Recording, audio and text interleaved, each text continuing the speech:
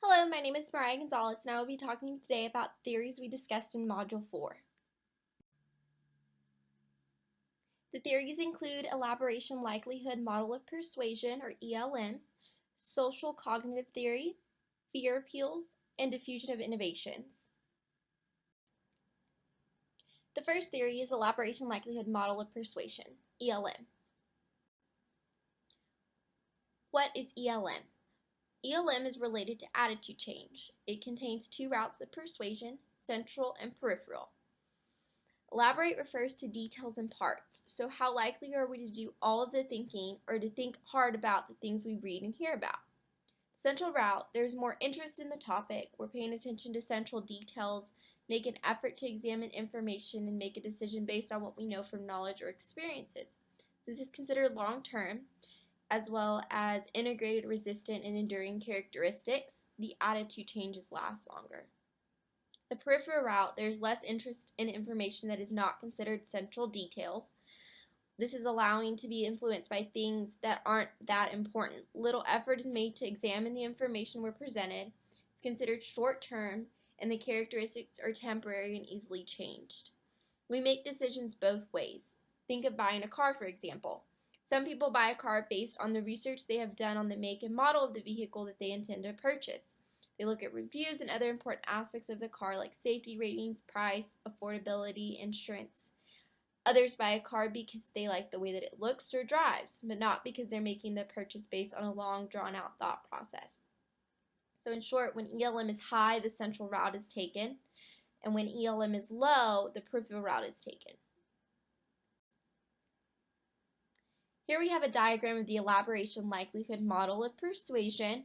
As you can see, when you get down on the left side, you can see whether or not it's a positive attitude change or a negative attitude change depending on the answers to the boxes above.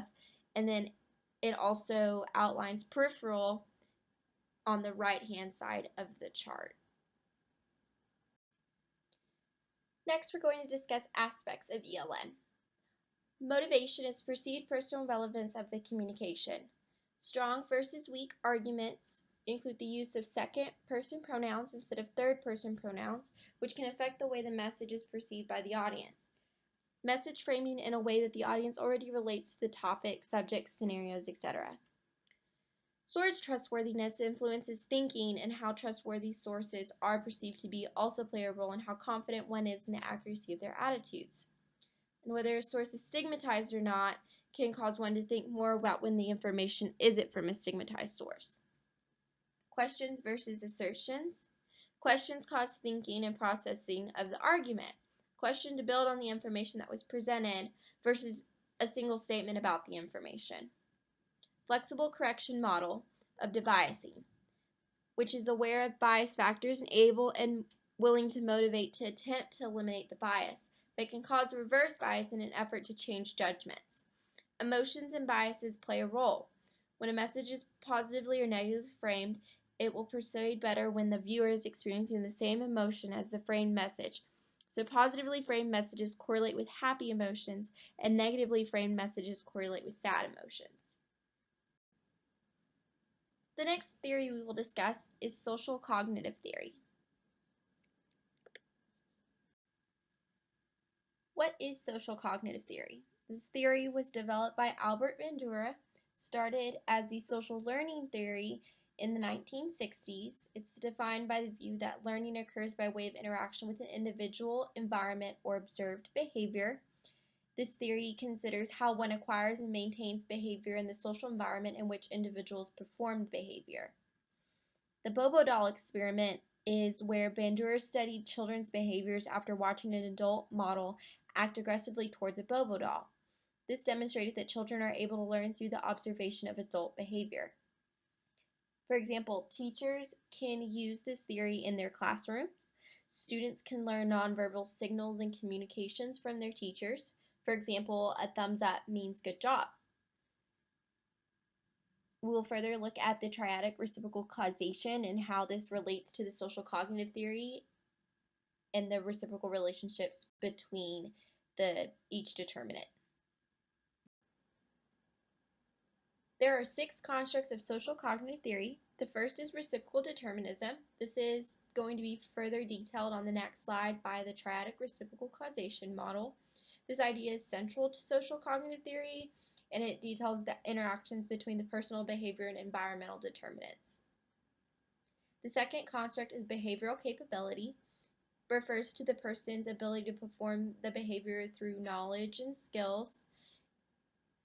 And also people learn from consequences of their behavior, which can also affect the environment in which they live. The third construct is observational learning. This means that we as people learn by watching others and can witness and observe behavior conducted by others and then in turn reproduce those actions. This is related back to the Bobo doll experiment that we discussed in previous slides. The fourth construct is reinforcements. Reinforcements can be internal or external, personal, environmental, or positive or negative. These are a relationship between behavior and environment in the triadic reciprocal causation model. The fifth is expectations. These are expectations related to anticipated consequences of behavior. Expectations are derived largely from previous experiences, and people anticipate the consequences of their actions before actually engaging in that behavior. The sixth and final construct is self-efficacy, and this refers to the person's confidence in his or her ability to perform a behavior. This is the triadic reciprocal causation model. It's the model that indicates that personal, behavior, environmental determinants influence and are influenced by one another.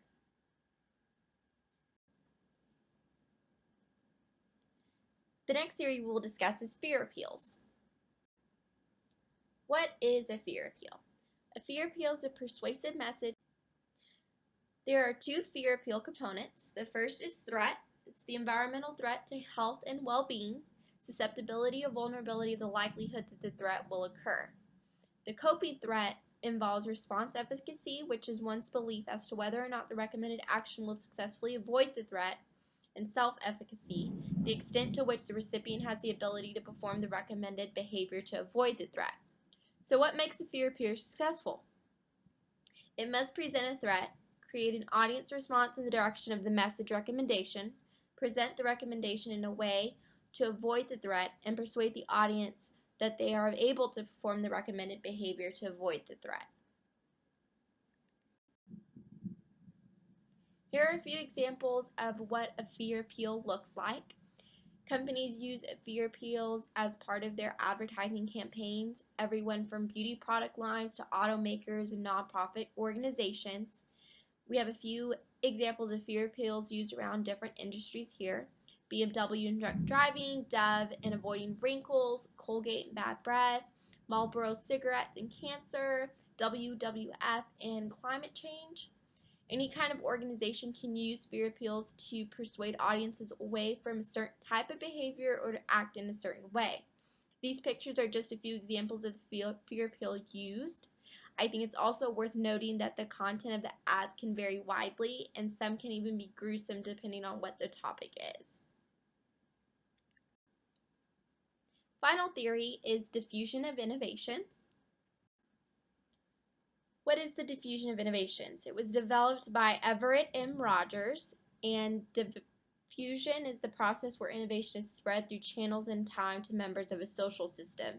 The theory is defined by new ideas, practices, etc., which are distributed and how they are adopted over time by these social systems. It includes innovation, communication channels, time, and the social system. Innovation is an idea or practice, object, anything that can be perceived as new to an individual or any other unit or group. Technology is a design for instrumental action that reduces the uncertainty in the cause and effect relationships, and it helps to achieve a desired outcome. Technologies have 2 components, hardware and software. Hardware consists of the tool that embodies the technology as a material or physical object, and the software is consisting of the knowledge base for that tool. Theory definition is the diffusion process. Under this definition, you have communication channels. This is how messages get from one person to another. Time is involved in the innovation decision process, which is detailed in the next slide. Social systems is defined by the structure and the norms that exist within that system. It is made up of units and groups that are joined together and defined by their common goals. Within a social system, you have opinion leadership, who's able to influence individuals, and change agents who attempt to influence innovation decisions in a desirable direction. Here we have the innovation decision process. It's made up of 5 parts. We have knowledge is when the individual is exposed to the innovation's existence and gains an understanding of how it functions, how it works, and its purpose. The second is persuasion. This is when an individual forms a favorable or unfavorable attitude towards the innovation. The third is decision. This is where the individual engages in activities that lead to a choice to adopt or reject the innovation. The fourth is implementation, where the individual puts an innovation to use. And 5 is confirmation, when the individual seeks reinforcement for an innovation decision already made, but may reverse that decision if exposed to a conflict. An example of this would be implementing a new software or database within a work or office setting.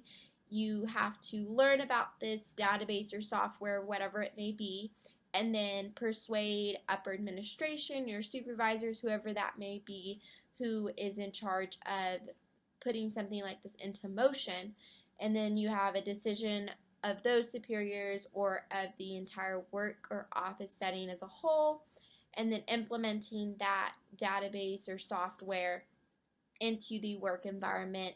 And confirmation would be seeking approval from everybody or your supervisors on whether or not this was a good decision to make, or if that decision needs to be reversed or corrected if met with certain conflict.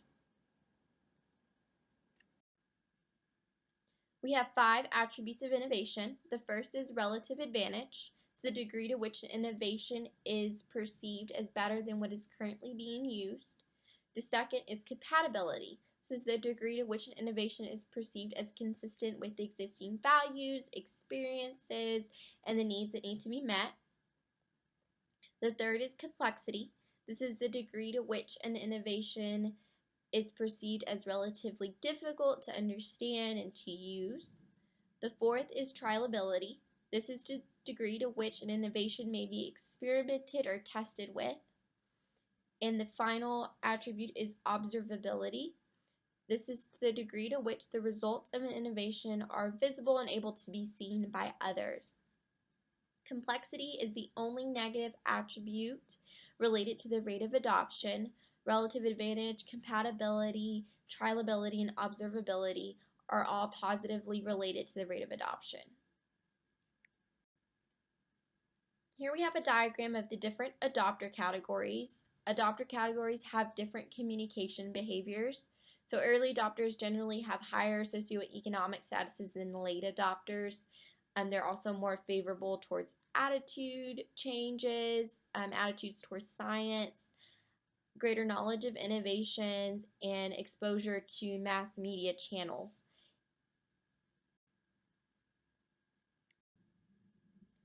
This is a list of references I used for this presentation.